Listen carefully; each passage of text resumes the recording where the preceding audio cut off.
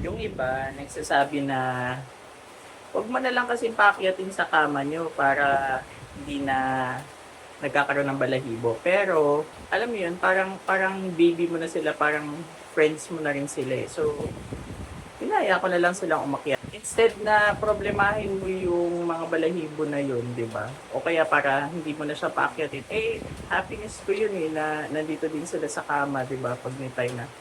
Di, linisin mo na lang. Dali-dali na lang, oh. Di ba? Kuskusin mo lang na ganyan yung tama mo pagkatapos nilang magstay. Oh. Hindi mo kailangan problemahin. Oh, di ba? Tanggal ang mga balahibo agad.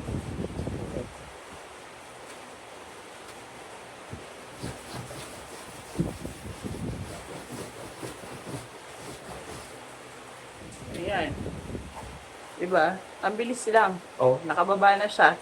Ilang segundo lang yun. O, tapos pwede ka na uling humiga kung ayaw mo ng walang balahibo. So, order ka na dyan sa link.